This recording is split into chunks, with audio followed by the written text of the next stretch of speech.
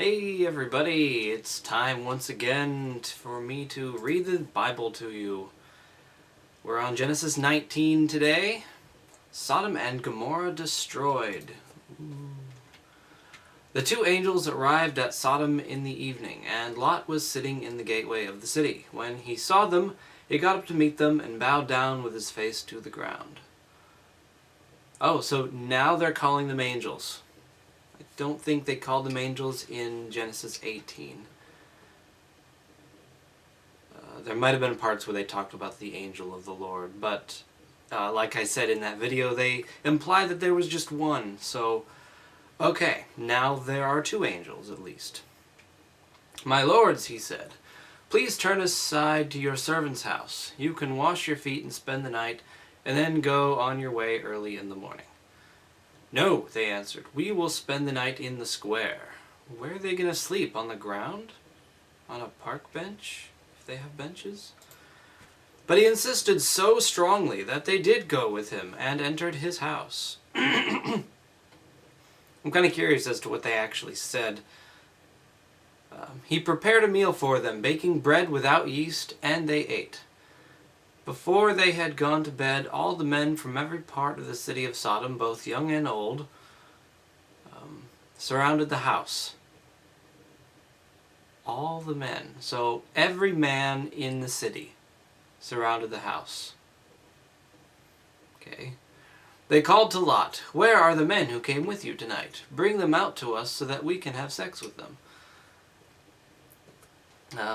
Lot went outside to meet them and shut the door behind him, and said, "No, my friends, don't do this wicked thing. Look, I have two daughters who have never slept with a man. Let me bring them out to you, and you can do what you like with them." Yeah, that's real nice, Lot. You're the one righteous man in this city. "But don't do anything to these men, for they have come under the protection of my roof." Why are his daughters not under the protection of his roof? "Get out of our way," they replied. "This fellow came here as a foreigner, and now he wants to play judge. We'll treat you worse than them." They kept bringing pressure on Lot and moved forward to break down the door. Bringing pressure. I guess they mean pushing. But the men inside reached out and pulled Lot back into the house and shut the door. And I guess they opened the door. Then they struck the men who were at the door of the house, young and old, with blindness, so they could not find the door. They knew where the door was. It was right in front of them. The two men said to Lot, "Do you have anyone else here, sons-in-law, sons or daughters, or anyone else in the city who belongs to you?" They don't know. "Get them out of here, because we are going to destroy this place." Okay, they don't know if he has anyone else who he cares about in the city. There could be 7 more, but they don't want to know about that, because if there are 10 people who are good in the city, Yahweh has agreed to spare it. But it seems like he has no idea how many righteous people there are in this city. The outcry to the Lord against its people is so great that he has sent us to destroy it. What outcry? Who's crying out? If everyone in the city is wicked and evil, then they're probably fine with the fact that wicked and evil and bad things are happening in the city. Anyway, so Lot went out and spoke to his sons-in-law, who were pledged to marry his daughters. He said, "Hurry and get out of this place, because the Lord is about to destroy the city." But his sons-in-law thought he was joking. With the coming, I guess he didn't have a lot of credibility. With the coming of dawn, the angels urged Lot, saying, "Hurry, take your wife and your 2 daughters who are here, or you will be swept away when the city is punished." When he hesitated, the men grasped his hand and the hands of his wife and of his 2 daughters. How'd they do that? There are only 2 angels. And led them safely out of the city, for the Lord was merciful to them. Yeah, okay, the angels only had 2 arms each. So how can they grab the hands of 4 people? As soon as they had brought them out, one of them said, "Flee for your lives! Don't look back and don't stop anywhere in the plain. Flee to the mountains or you will be swept away." But Lot said to them, "No, my lords, please. Your servant has found favor in your eyes, and you have shown great kindness to me in sparing my life. But I can't flee to the mountains. This disaster will overtake me, and I'll die. Look, here is a town near enough to run to, and it is small. Let me flee to it. It is very small, isn't it? Then my life will be spared." There's a lot of negotiation here with Yahweh and with the angels. He said to him, "Very well, I will grant this request too. I will not overthrow the town you speak of." They were going to overthrow another town? "But flee there quickly, because I cannot do anything until you reach it." That is why the town was called Zor. And there's a footnote there. Zor means small. Okay. By the time Lot reached Zor, the sun had risen over the land. Then the Lord rained down burning sulfur on Sodom and Gomorrah from the Lord out of the heavens.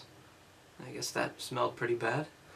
Thus he overthrew those cities and the entire plain, destroying all those living in the cities, and also the vegetation in the land. Not that this is boring or anything. But Lot's wife looked back, and she became a pillar of salt, because, Yahweh in his infinite mercy. Early the next morning, Abraham got up and returned to the place where he had stood before the Lord. He looked down toward Sodom and Gomorrah, toward all the land of the plain, and he saw dense smoke rising from the land like smoke from a furnace. I might start reading a bit faster now because the battery on my camera is getting low. So when God destroyed the cities of the plain, he remembered Abraham, and he brought Lot out of the catastrophe that overthrew the cities where Lot had lived. Lot and his 2 daughters left Zor and settled in the mountains, for he was afraid to stay in Zor. Okay. So he made that big deal, and he decided, nah, I'm just going to go to the mountains anyway. He and his 2 daughters lived in a cave. Lovely. One day the older daughter said to the younger, "Our father is old, and there is no man around here to give us children, as is the custom all over the earth. What does him being old have to do with anything? Let's get our father to drink wine and then sleep with him and preserve our family line through our father." They probably didn't have to get him drunk. That night they got their father to drink wine, and the older daughter went in and slept with him. He was not aware of it when she lay down or when she got up. Okay, and I'm sure he could get it up even though he was so drunk that he didn't know what was going on. The next day the older daughter said to the younger, "Last night I slept with my father." "Let's get him to drink wine again, and you go in and sleep with him so we can preserve our family line through our father." Why did she say that again? That was already their plan. So they got their father to drink wine that night also, and the younger daughter went in and slept with him. Again, he was not aware of it when she lay down or when she got up. So both of Lot's daughters became pregnant by their father. Gross. The older daughter had a son, and she named him Moab. He is the father of the Moabites today. Oh, yeah, the Moabites. I know lots of Moabites. The younger daughter also had a son, and she named him Ben-Ammi. He is the father of the Ammonites today. Yep, today's Ammonites. Modern-day Ammonites, sure. That's it. That's Genesis 19. It's really gross, but that's how it was written. See you next time.